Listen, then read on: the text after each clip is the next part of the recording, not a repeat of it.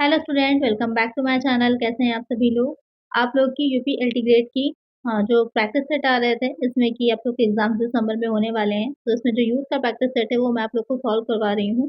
तो अब जो आपका थर्ड प्रैक्टिस सेट चल रहा है, जिसमें 30 क्वेश्चन हम लोग सॉल्व कर चुके थे। अगर ये प्रीवियस वीडियोज नहीं देखी हैं तो इसकी एक अलग से प्लेलिस्ट चैनल पर बनी हुई है, वो आप देख सकते हैं। तो उसमें सारी वीडियोज आपको एक साथ मिल जाएंगी। बेस्ट पार्ट ये है कि इसमें आपका सारा ही जो सिलेबस है, आपने जो पढ़ा है, उसका रिविजन अच्छे से हो जाएगा।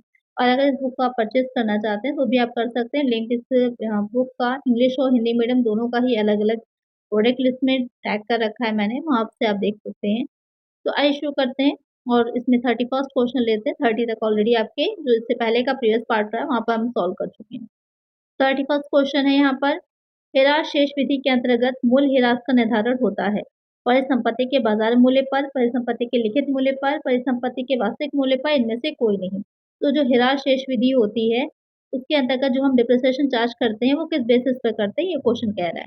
तो उसे हम परिसंपत्ति का जो एक्चुअल वैल्यू होती है, वास्तविक मूल्य होता है, उस पर करते हैं। एक आंसर हमारा ऑप्शन सी हो जाएगा। अलग अलग मेथड्स होते हैं प्रीवियस प्रैक्टिस सेट्स में, बाकी के मेथड्स भी मैं आप लोग को बता चुकी हूँ। यहाँ पर करेक्ट आंसर हमारा ऑप्शन सी रहेगा।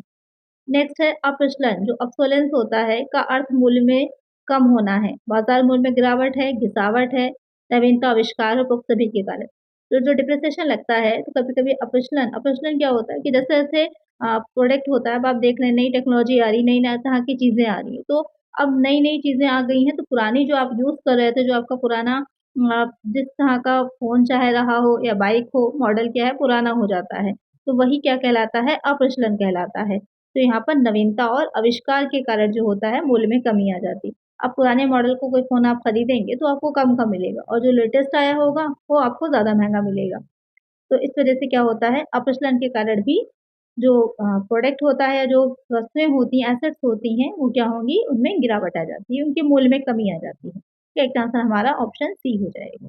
नेक्स्ट क्वेश्चन है, मूल्यह्रास की पुनः मूल्यांकन विधि सामान्यतः संयंत्र है, भूमि व भवन लैंड बिल्डिंग पे लगती है, संग्रह स्टॉक पर, छोटे औजार के बारे में प्रयोग की जाती है। यानी कि जो रीवैल्यूएशन करते हैं हम वस्तु जो है या एसेट जो है, संपत्ति जो है, उसके मूल्य का, वो वाला मेथड हम डिप्रिसिएशन का किसके लिए यूज़ करते हैं। तो किसके लिए वो मेथड यूज़ होता है, जो आपके छोटे औजार होते हैं, यानी कि जो छोटे-छोटे से टूल्स होते हैं, यूज़ स्केल में आते हैं, उनके लिए उसका यूज़ किया जाएगा। एक आंसर हमारा ऑप्शन डी बहुत अच्छा और अलग सा क्वेश्चन है, ज़रूर से ध्यान में रखिएगा। नेक्स्ट क्वेश्चन है, मूल्यह्रास की ह्रास कोष सिंकिंग फंड विधि के अंतर्गत ह्रास कोष विनियोग के विक्रय से लाभ को हस्तांतरित करने के लिए कौन सी प्रविष्टि एंट्री आवश्यक होती है। ह्रास कोष विनियोजन को डेबिट करना तथा लाभ हानि खाते को डेबिट करना, ह्रास कोष विनियोजन को डेबिट करना तथा लाभ हानि विनियोग खाते को क्रेडिट करना, ह्रास कोष डेबिट करना तथा ह्रास कोष विनियोग को क्रेडिट करना, या फिर ह्रास कोष विनियोग को डेबिट करना तथा ह्रास कोष को क्रेडिट करना। तो यहाँ पर क्वेश्चन कह रहा है आपका ये डिप्रिसिएशन की जो सिंकिंग फंड मेथड होता है, उसके अंतर्गत जो ह्रास कोष यानी जो हमने फंड का बनाया होता है, उसका जो इन्वेस्टमेंट किया जाता है, उसको जब हम सेल कर देते हैं, उससे जो प्रॉफिट हमको मिल रहा है, उसकी एंट्री किस तरह से आवश्यक होती है, ये क्वेश्चन कह रहा है। तो वहाँ पर ह्रास कोष विनियोग को डेबिट किया जाता है और जो ह्रास कोष को हम क्रेडिट करते हैं। करेक्ट आंसर हमारा ऑप्शन डी रहेगा। तो यहाँ पर जर्नल एंट्री से रिलेटेड क्वेश्चन भी आपके डायरेक्टली बने हैं। प्रीवियस ईयर 2018 का जो पेपर हुआ था, मैंने आप लोग को सॉल्व करवाया था, अगर उसमें आप देखेंगे तो बहुत ही इजी से क्वेश्चंस आए हैं और इसी तरह के क्वेश्चंस आपको वहाँ पर देखने को मिलेंगे। चलिए नेक्स्ट क्वेश्चन है, संपत्ति के प्रतिस्थापन के लिए राशि उपलब्ध कराने के लिए विशेष रूप से कौन सी विधि बनाई गई है। प्रतिस्थापन लागत पर मूल्यह्रास कोष विधि, रिक्तीकरण विधि, या फिर वर्ष अंकों का योग विधि। तो यहाँ पर क्वेश्चन कह रहा है जो एसेट है उसको रिप्लेस करना है, तो उसके रिप्लेसमेंट के लिए जो राशि है, जो अमाउंट है, वो हमें उपलब्ध हो जाए, तो कौन सा मेथड उसके लिए हम बनाते हैं या कौन सा मेथड जो होता है वो यूज़ किया जाता है। तो यहाँ पर जो मूल्यह्रास कोष विधि होती है उसको यूज़ करते हैं, यानी कि डिप्रिसिएशन फंड मेथड जो होता है उसको यूज़ करते हैं कि एक अमाउंट जो एक निर्धारित अमाउंट जो होता है उसमें हम ट्रांसफर करते रहते हैं, जितनी भी लाइफ रहती है जो एसेट होगी उसकी, और जब लाइफ कंप्लीट हो जाती है तो इतना अमाउंट एक कलेक्ट हो जाता है कि हम आसानी से इसे परचेज कर सकते हैं, रिप्लेस कर सकते हैं। एक आंसर हमारा ऑप्शन बी हो जाएगा। नेक्स्ट क्वेश्चन है, हिरासत हासिल शोधन विधि के अनुसार ह्रास की दर जो है प्रतिवर्ष कम हो जाएगी, प्रतिवर्ष कम होती रहती है, वर्ष प्रतिवर्ष कम होती जाती है, यहाँ पर दर की बात हो रही है, यहाँ पर राशि की बात हो रही है। ह्रास की दर एवं राशि दोनों ही प्रतिवर्ष कम होती है, इनमें से कोई नहीं। तो यहाँ पर जो शोधन विधि होती है, रिडेम्पशन मेथड होता है, उस मेथड में क्या रहेगा, जो ह्रास की दर होती है या फिर जो डिप्रिसिएशन है वो भी, तो दोनों में से क्या चीज़ कम होती है या फिर दोनों ही कम होता जाता है, तो यहाँ पर कौन-सा आंसर इसका करेक्ट होगा? बहुत ही सिंपल सा क्वेश्चन है। इसका आंसर कमेंट करिएगा। डिप्रिसिएशन से रिलेटेड मैंने बहुत से क्वेश्चन्स आपको सॉल्व करवा दिए हैं ऑलरेडी, तो इसका आंसर आप लोग मुझे कमेंट करिएगा, बहुत ही ईज़ी सा क्वेश्चन है। नेक्स्ट क्वेश्चन है रोकड़ पुस्तक के जमा धनी पक्ष में दिए गए खातों की खतौनी की जाती है। यानी कि जो कैश बुक हम बनाते हैं उसके जमा या फिर जो धनी पक्ष में दिए गए जो अकाउंट्स होते हैं उनको किस तरह से पोस्टिंग करते हैं।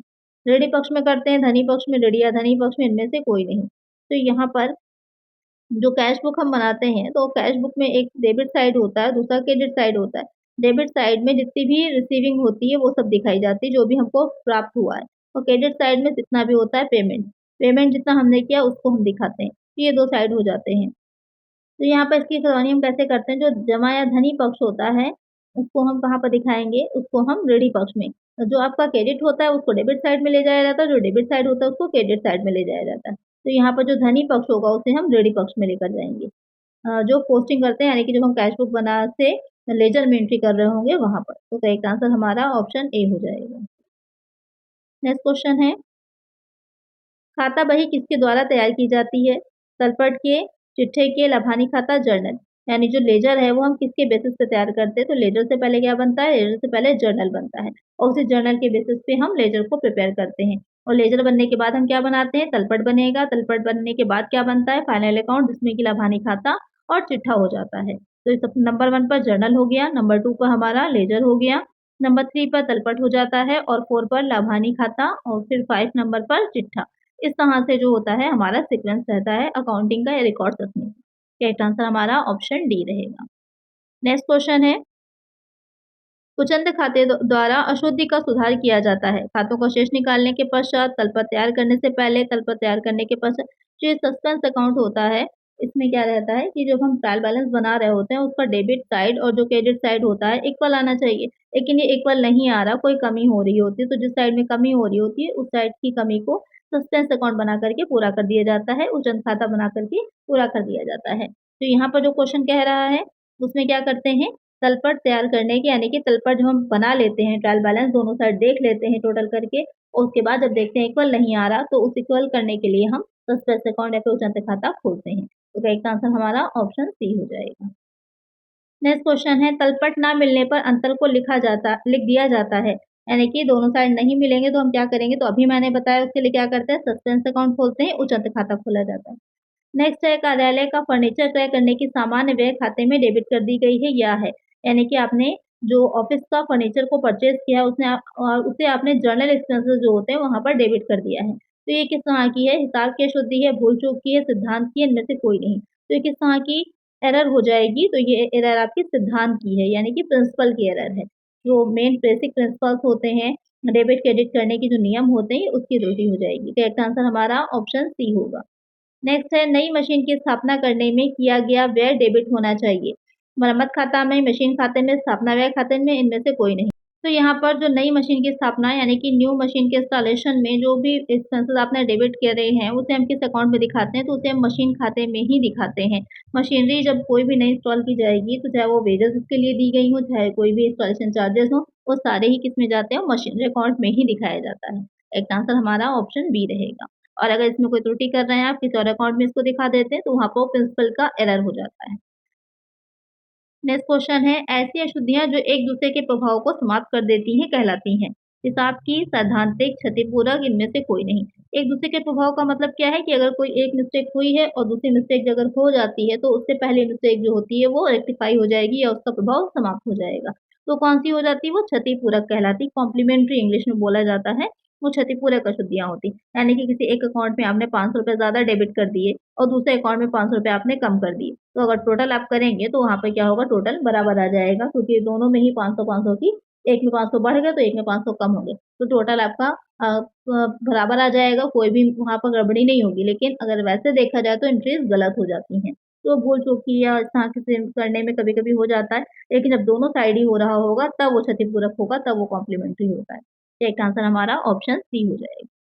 नेक्स्ट है ऐसी अशुद्धियाँ जो गलत जोड़ने, गलत घटाने, गलत शेष निकालने में असावधानी के कारण होती हैं, क्या कहलाती हैं? क्षतिपूरक है, हिसाब की है, सैद्धांतिक तो सीधी-सी बात है, आप टोटल करने में या फिर एडिशन है या सब्ट्रैक्ट करने में गलती कर रहे हैं, तो अरिथमेटिकली यानी कि अंकगणितीय अशुद्धियाँ कर रहे हैं, तो किसकी हो जाएँगी वो? हिसाब की अशुद्धियाँ कहलाती हैं। एक आंसर हमारा ऑप्शन बी हो जाएगा। चलिए नेक्स्ट क्वेश्चन है, प्रतिज्ञा पत्र के पक्षकार होते हैं, 4 होते हैं, 2 होते हैं, 3 होते हैं, इनमें से कोई नहीं। जो प्रॉमिसरी नोट यानी कि प्रतिज्ञा पत्र होता है, उसमें सिर्फ़ 2 पक्षकार होते हैं। एक जो कि प्रतिज्ञा ले रहा है, प्रॉमिस कर रहा है कुछ पैसे या कुछ जो अमाउंट होता है, उसको चुकाने का दूसरे व्यक्ति को, और दूसरा व्यक्ति जिसको कि प्रॉमिस किया जा रहा होता है, तो उसमें सिर्फ़ और सिर्फ़ 2 ही पक्षकार होते हैं, 2 ही पार्टीज़ होती हैं। तो करेक्ट आंसर हमारा क्या हो जाएगा? ऑप्शन बी होगा। नेक्स्ट है विनिमय पत्र का कौन-सा गुण नहीं होता? यानी कि जो बिल्स ऑफ एक्सचेंज होता है उसका क्या गुण नहीं है, क्या मेरिट नहीं है? इस पर लेखक के हस्ताक्षर होते हैं, विपत्र के भुगतान की अवधि अनिश्चित है, भुगतान की आज्ञा बिना किसी शर्त के होती है, विपत्र एक निश्चित राशि के लिए लिखा जाता है। तो हस्ताक्षर भी होते हैं, इसमें कोई शर्त नहीं होती, ये भी करेक्ट है, एक निश्चित राशि के लिए लिखा जाता है, ये भी करेक्ट है। भुगतान की अवधि अनिश्चित होती, ये करेक्ट नहीं होगा, इसमें एक निश्चित अवधि होती है, तो यहाँ पर यही वाला क्या है, इसका गुण नहीं है, इसकी विशेषता नहीं है। एक आंसर हमारा ऑप्शन बी रहेगा। नेक्स्ट है ड्राई जो होता है स्वीकारकर्ता, वो क्या कहलाता है? प्राप्त करने वाला, लेनदार, ऋणदाता, स्वीकृत करने वाला। तो जो आपका जैसे कि ये वाला क्वेश्चन हमने देखा, बिल्स ऑफ एक्सचेंज जो होते हैं, विनय पत्र होते हैं, इसमें 3 पक्ष होते हैं, 3 पार्टीज़ होती हैं यहाँ पर। वो 3 पक्ष कौन-कौन से होते हैं? एक जो कि लिख रहा है, दूसरा जिस पर लिखा जा रहा है, जो कि मोस्टली आपका बैंक होता है, तीसरा जिसको कि पेमेंट मिलनी है, जिसको कि प्राप्त होना है वो धनराशि। तो वो 3 पक्षकार हो जाते हैं। स्वीकारकर्ता कौन होगा? उसी से रिलेटेड समझ लीजिए क्वेश्चन है, एक ड्रायर हो जाएगा, एक ड्राई हो जाता है। तो यहाँ पर जो स्वीकारकर्ता है, वो कौन हो जाएगा क्वेश्चन के अकॉर्डिंग? तो स्वीकृत करने वाला, जो व्यक्ति उसको स्वीकार कर रहा, स्वीकृत कर रहा है, वो हो जाता है। एक आंसर क्या होगा? ऑप्शन डी हो जाएगा। जैसे कि यहाँ पर स्वीकार कौन करेगा, स्वीकृत कौन करने का काम कर रहा है, जैसे अभी समझाया 3 पक्षकार, कौन हो जाता है? बैंक हो जाता है। क्योंकि जैसे आपने चेक लिखा है, चेक किसी व्यक्ति को लिखा गया है, तो चेक जो है किसी बैंक के थ्रू ही तो पेमेंट मिलेगा, तो उसको एक्सेप्ट कौन कर रहा है? बैंक कर रहा है। तो वहाँ पर कौन हो जाएगा एक्सेप्ट करने वाला? ड्राई कौन हो जाएगा? बैंक हो जाएगा। नेक्स्ट है रॉयल्टी पर न्यूनतम किराए के अधिक को कहते हैं। अतिरेक है, अल्पकार्य है, नजराना है, इनमें से कोई नहीं। रॉयल्टी पर न्यूनतम किराया जो होता है उसका अधिक, यानी कि यहाँ पर मिनिमम रेंट ज़्यादा है और रॉयल्टी क्या है? कम हो जाएगी। तो जो निकल कर के आ रहा है वो क्या है? ये यहाँ पर ये क्वेश्चन कह रहा है। तो जब मिनिमम रेंट ज़्यादा है और रॉयल्टी कम होती है, तो जो डिफरेंस निकल कर के आता है उसको हम क्या कहते हैं? वो हमारी शॉर्ट वर्किंग कहलाती है। शॉर्ट में उसको एसडब्ल्यू लिखा जाता है, हिंदी में उसे लघु कार्य या फिर अल्प कार्य कहा जाता है। तो करेक्ट आंसर हमारा ऑप्शन बी हो जाएगा। नेक्स्ट है पट्टे द्वारा भूस्वामी को देय अधिकार शुल्क भूस्वामी के लिए एक व्यय है, आय है, पूंजीगत व्यय है, पूंजी आय है। तो यहाँ पर सॉरी पूँजी है। तो यहाँ पर क्या कह रहा है पट्टे द्वारा भूमि स्वामी को यानी कि जिसने ये पट्टा लिया है और जो लैंडलॉर्ड को अधिकार शुल्क रॉयल्टी दे रहा है, तो वो रॉयल्टी की राशि जो है जिसकी भूमि है उसके लिए क्या है? तो सिंपल सी बात है व्यय तो है नहीं, आय है उसके लिए। तो यहाँ पर करेक्ट आंसर क्या हो जाएगा हमारा? ऑप्शन बी हो जाएगा। नेक्स्ट है अल्प कार्य या लघु कार्य ज्ञात करने का सही सूत्र है। तो अभी यहाँ पर मैंने आपको उसको फ़ॉर्मूले को समझा ही दिया। क्या हो जाता है मिनिमम रेंट माइनस रॉयल्टी। तो यहाँ पर कौन-सा करेक्ट हो जाएगा? ये वाला जो डी वाला ऑप्शन दे रखा है यही करेक्ट हो जाएगा कि शॉर्ट वर्किंग ये हो गया, इज़ इक्वल टू हो गया, यहाँ पर मिनिमम रेंट हो गया, माइनस हो गया रॉयल्टी। तो कुछ इस तरह से इसको हम सॉल्व करते हैं। बहुत ईज़ी सा क्वेश्चन है लेकिन उतना ही इम्पोर्टेंट भी है। करेक्ट आंसर हमारा ऑप्शन डी हो जाएगा। नेक्स्ट क्वेश्चन है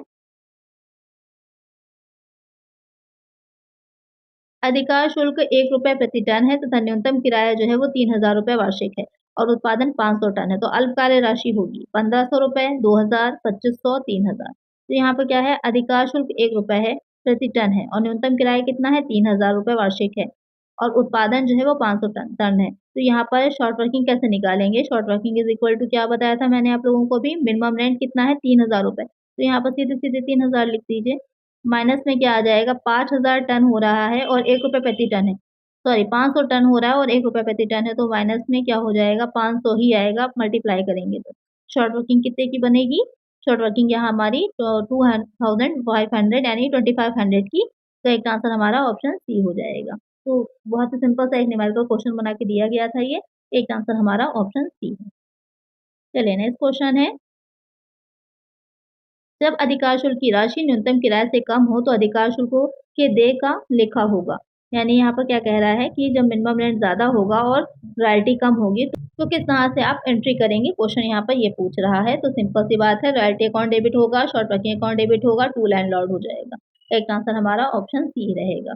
बहुत ही ईजी सा क्वेश्चन है, लेकिन यहाँ पर आपको जो रॉयल्टी अकाउंट्स हैं यानी कि जो रॉयल्टी से रिलेटेड जनरल एंट्रीज हैं उनको जरूर से देख लीजिएगा, क्योंकि उससे क्वेश्चन आपके बनेंगे। नेक्स्ट है यहाँ पर अधिक मूल्य वाली संपत्तियां खरीदने का उचित माध्यम है किराया क्रय पद्धति, उधार क्रय पद्धति, किस्त भुगतान या फिर उपरोक्त सभी है। यानी कि कुछ जैसे प्रोडक्ट आज के टाइम में आप लोग कार खरीदना चाहते हैं, फ्रिज है, एसी है, कुछ भी इस तरह की चीजें खरीदना चाह रहे हैं और आपके पास इतना अमाउंट नहीं होता है, तो वहां पर आप क्या करते हैं, उसे हम इंस्टॉलमेंट में ले सकते हैं या फिर हम उसे हायर परचेज या इस तरह से ले सकते हैं। तो सबसे अच्छा माध्यम क्या है ये पूछ रहा है। सबसे अच्छा माध्यम होता है किराया क्रय पद्धति, हायर परचेज सिस्टम। क्यों होता है? क्योंकि इसमें जब तक आप लास्ट जो उसकी किस्त होती है, लास्ट किस्त का आखिरी किस्त का भुगतान नहीं कर देते, तब तक जो प्रोडक्ट होता है या जो भी एसेट है वो किसकी रहती है, वो जो वेंडर होता है उसी की होती है। तो किसी भी तरह की कोई भी खराबी हो गई या कुछ रिपेयर कराना है, कुछ भी चीज़ें हैं, तो उसका दायित्व किसके ऊपर होता है? वो दायित्व हो जाता है वेंडर के ऊपर ही। तो यहाँ पर इस वजह से क्या होता है, ये अच्छा माध्यम माना जाएगा। एक आंसर हमारा ऑप्शन ए रहेगा। नेक्स्ट क्वेश्चन है, किराया क्रय पद्धति में क्रय प्रक्रिया पूर्ण मानी जाती है। अंतिम किस्त देने के बाद, प्रथम किस्त देने के बाद, निश्चित अंश चुकाने के बाद, 51% मूल्य चुकाने के बाद। तो अभी मैंने बताया जो हायर परचेज सिस्टम होता है कब पूर्ण हो जाएगी, जब आखिरी किस्त जो होगी चुका दी जाएगी, जब तभी वो जो एसेट होती है वो पूरी तरह से आपकी होगी, उस पर ओनरशिप आपको मिलती है, उसको स्वामित्व मिलता है जो क्रेता है उसको। तो यहाँ पर एक आंसर हमारा ऑप्शन ए रहेगा। नेक्स्ट क्वेश्चन है, क्रय क्रय पद्धति में स्वामित्व का हस्तांतरण होता है प्रथम किस्त भुगतान पर, 30% मूल भुगतान पर, 52% मूल भुगतान करने पर, अंतिम किस्त। तो अभी मैंने बताया था स्वामित्व कब हस्तांतरित होगा, जब आखिरी किस्त दी जाएगी यानी कि लास्ट इंस्टॉलमेंट दी जाएगी। तो एक आंसर हमारा ऑप्शन डी है। तो एक बार बेसिक समझ लीजिए किसी भी चीज का, तो वहां पर बहुत ईजी हो जाता है, फिर उससे रिलेटेड कोई भी क्वेश्चन बने आप आसानी से सॉल्व कर लेंगे। नेक्स्ट है, शाखा के व्यय के लिए मुख्य कार्यालय द्वारा रुपए भेजने पर मुख्य कार्यालय की पुस्तकों में डेबिट किया जाता है। रोकड़ खाता, शाखा व्यय खाता, शाखा खाता, फुटकर व्यय खाता। तो यहाँ पर क्या है, शाखा जो ब्रांच अकाउंट होता है उसमें जो ब्रांच होती है एक्सपेंस करती है, तो उसके लिए जो हेड ऑफिस जो उसको पैसे भेज रहा है मुख्य, तो वहाँ पर मुख्य कार्यालय की पुस्तकों में हम क्या चीज़ डेबिट करेंगे ये क्वेश्चन पूछ रहा है। तो वहाँ पर हम शाखा खाता जो ब्रांच अकाउंट होता है उसको डेबिट करते हैं। एक आंसर हमारा ऑप्शन सी रहेगा। नेक्स्ट है, देनदार विधि के अंतर्गत बनाया गया शाखा खाता होता है व्यक्तिगत खाते की प्रकृति का, वास्तविक खाते की प्रकृति का, अवास्तविक खाते की प्रकृति का, उपरोक्त में से कोई नहीं। तो जो डेटर मेथड होते हैं, जो ब्रांच अकाउंट होते हैं कई मेथड से बनते हैं, तो उसमें जो डेटर मेथड है, देनदार विधि है, वहां पर हम जो शाखा खाता बना रहे हैं उसका नेचर क्या है ये क्वेश्चन पूछ रहा है। तो उसका नेचर जो होता है वो नॉमिनल अकाउंट के नेचर का रहता है। एक आंसर हमारा ऑप्शन सी हो जाएगा। नेक्स्ट क्वेश्चन है, सांख्यिकीय अनुसंधान में कौन सा कार्य नहीं किया जाता है? विभ्रम का अनुमान, समंकों का वर्गीकरण, समंकों का संपादन, अशुद्धि का विश्लेषण। तो सांख्यिकीय अनुसंधान यानी कि जो स्टैटिस्टिकल इन्वेस्टिगेशन होता है, तो वहां पर हम कौन सा कार्य नहीं करेंगे ये क्वेश्चन में आपसे पूछ रहा है। क्या नहीं करते? अशुद्धि का विश्लेषण नहीं करते, बाकी तीनों ही किए जाएंगे। तो करेक्ट आंसर हमारा ऑप्शन डी होगा। नेक्स्ट है, सांख्यिकीय अनुसंधान का उद्देश्य होता है किसी सिद्धांत की जांच करना, किसी समस्या का समाधान करना, नए नियमों की खोज करना, उपरोक्त सभी। तो यहाँ पर जो सांख्यिकीय अनुसंधान का काम होता है, ये तीनों ही रीजन होते हैं, तीनों ही पर्पज होते हैं जिससे किया जा सकता है। एक आंसर हमारा ऑप्शन डी रहेगा। तो आज की वीडियो में हमने 60 तक क्वेश्चन सॉल्व कर लिए हैं। नेक्स्ट वीडियो जो आएगी इसका नेक्स्ट पार्ट हम 61 से आगे स्टार्ट करेंगे। तो यहाँ पर आपके बहुत अच्छे क्वेश्चन थे ये। मेन यहाँ पर पर्पज ये है कि आपका पूरा सिलेबस कवर हो जाएगा। आप चाहे तो इस बुक को परचेज भी कर लीजिए, बहुत ही ईजी रहेगा आपके लिए।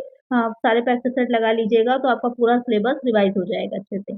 तो आज की वीडियो में इतना ही। अगर वीडियो अच्छी लगी है तो लाइक ज़रूर से कर दीजिएगा। चैनल पर नए तो सब्सक्राइब कर लीजिएगा। मिलते हैं नेक्स्ट वीडियो में।